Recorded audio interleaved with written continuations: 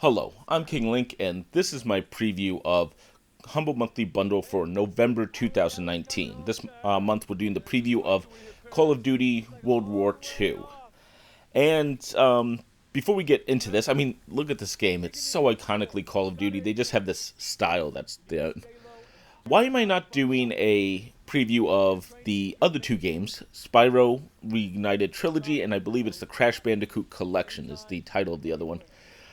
Well, the fact is, I've already covered those games. I actually have a review that just came out for Spyro. Fantastic game, check that one out. And then I also have done a review of Crash Bandicoot, which it's a good collection. I think Spyro's a little bit better, but be the judge of that. I'll link those two reviews at the end of this video. But what about this game, World War II? Well, I played about an hour, kind of, with quotes, in World War II. I've played about 30 minutes of the multiplayer, and I've played 30 minutes of the Nazi zombie mode. So, what is this whole thing about? Well, World War II, just the single-player game, is of course starting with the first action of World War II, Normandy, because the 2 years previous had not happened in the video game world almost ever. The fact is, we are of course starting with Normandy. It's the big scene, and I'm going to give it to them. Activision actually did really well with this in some ways. This is not your happy Normandy where, America won and everything's good. This gets violent, and it will get violent in this video. I'll make sure of that.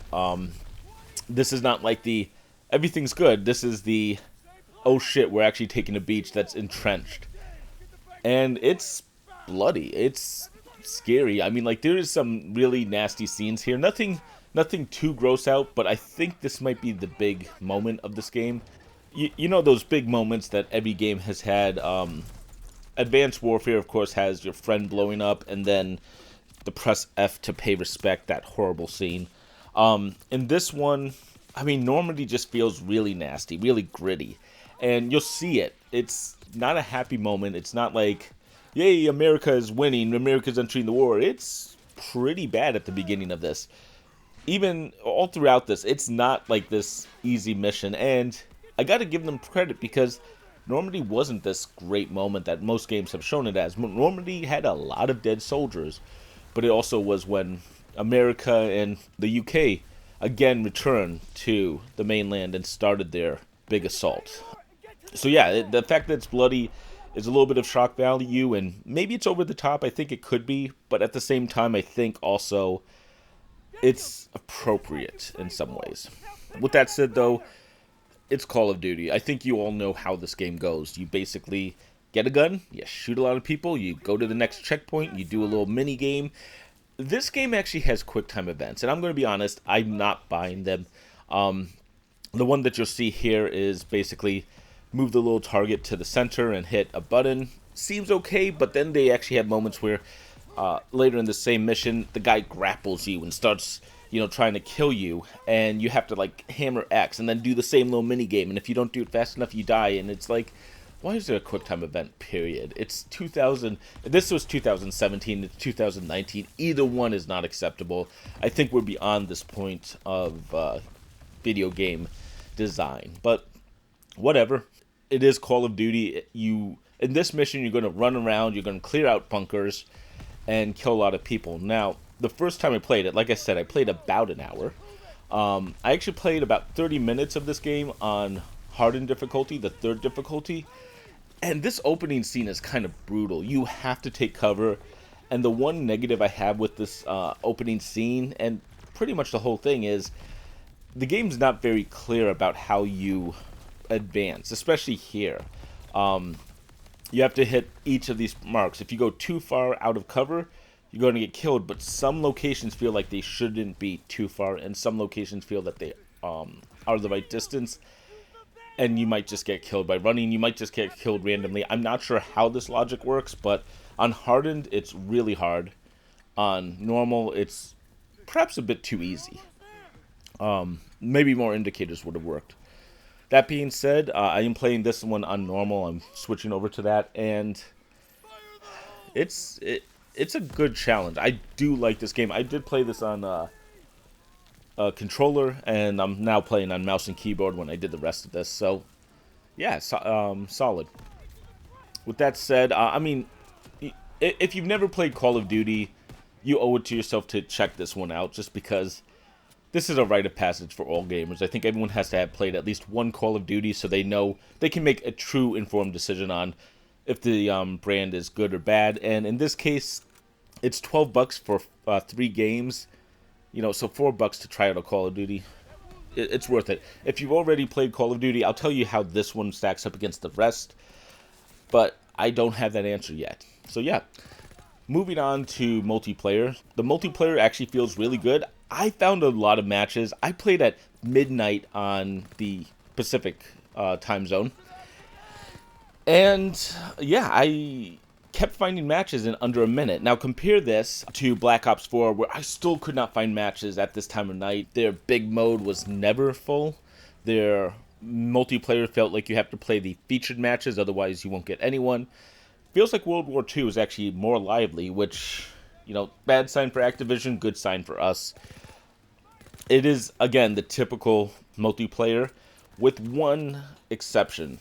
There's loot boxes. Of course there's loot boxes. This is now Activision's new vision for Call of Duty. Not just getting you your $60, not just getting your, $80 or $100 for the season pass, but of course, microtransactions have to be in these games. And now I've heard an opinion where you're dropping these in front of people on the beaches of Normandy.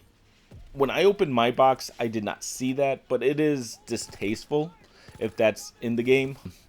In fact, the opening of the game kind of makes you feel like you're on Normandy, so yeah, I get it. I understand that viewpoint. At the same time, it's microtransactions. Why? I don't think it hurts the game. I don't think it's ruining Call of Duty. I think that's been done elsewhere, just in the sequelization. The sequelization of the multiplayer, mind you. And then I do think, though, it does have microtransactions. You have to call that out. And they're not good microtransactions. I don't know how you'd have a good microtransaction in a Call of Duty multiplayer, but it's you're opening loot boxes, and it actually has like really manipulative motions where it's like epic, heroic. So you feel good about it, but it's not. It's just opening up a randomized package. That being said, the multiplayer feels fine. They actually have 2 things I'd like to talk about. Shipment 1911, I think it's called, is back. And if you know what Shipment is, it's that small map that you can crank kills on. I'm not good at the game, and I still got 12 kills. It's just, if you want to go get a bunch of kills, it's there. And I love the fact that it's just its own play mode. In addition, there's this other mode called I want to say it's Ground War. I can't remember off the top of my head. And it's just this big epic thing where, one side is the Nazis and one side is the Americans, I think. I don't know if I think they do call that out. And the Americans are coming in, and they have to take over 4 points. I don't know how many maps there are for this, but there's 4 different objectives. The first one is taking over like a house. The second one is building a bridge, which is an interesting choice. The third one is setting a bomb and blowing up a ammo dump. And finally, we have moving a tank in, which is done payload style, where you have to stand by it. And each of these is done in order. And then, of course, when you finish your round, you switch. The other side now has to try to do better. It's a fun little game. It's honestly, if you like objective gameplay, it's really good, and it switches it up enough. It's all the same. You're just shooting people, but it's a nice new mode, and it's an 18-person mode, so you have like 9 on each team. It's big. That one is pretty good. It's the usual. I mean, the rest of this game is the usual bang bang shooty fun, and I think that works pretty well on its own. Finally, let's just quickly talk about Nazi zombies. It is another zombie mode, but there's a few things I like where Black Ops 4 kind of annoyed me. This one is better. You only get one map in the base game. I would say that's a bit of a problem, and it kind of is, but you only get one map. That being said, this map has much more life to it, whereas the zombie modes in Black Ops 4 does have a special ending. This one feels like it has an actual story, where there's actually a relic that you have to go get, and there's actually like checkpoints. So if you hit tab to find out what's going on, you'll actually get, oh, go restore the power, go provide cover for this object that's moving along. It's not just, guess what we were thinking next, which was what the problem I had with Black Ops 4 is. It's good. Zombies get increasingly harder, It's the typical zombie mode otherwise, and I have to give it thumbs up. I don't know how much more I'm going to play it. I beat about half of it in one go, especially with help from the other people, but it's a hard mode too, so I don't know if I'm going to be able to go farther, and I really hate the idea of it being like, you spend 30 minutes, you die, and then you have to restart the whole thing, so who knows how far you're going to get the next time. You need a really solid team if you want to beat this one, I think. That being said, though, it is an interesting mode. If you like the zombie modes in the past, that one I think is a good choice, especially because they have more of a story to it. It's not just made to do horde mode, let's say. That one is actually pretty good, but it's odd because it actually has some famous people. The two that I noticed is, it has Ving Rhames, and I'm sure he has a name in the game, but it's Ving Rhames. I mean, it's so obvious. And then you also have David Tennant, who's, I can't remember, I think it was like a Scottish accent. It's awkward, but you also have like Doctor Who there. If you know who David Tennant is, you know who I'm talking about. I mean, it works for what it is. So that is the 3 modes in Call of Duty World War II, and I'm interested in this. I'm definitely going to be playing more. And I'll actually get this review out pretty quickly because I didn't have another game to play. I picked up this one. I'll just get it done and continue reviewing games. So be sure to check back soon for the review of World War II.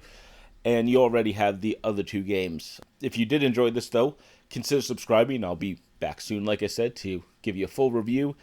And if you want to see my Spyro Reignited trilogy or my Crash Bandicoot collection, they should be on the screen, if not now, momentarily.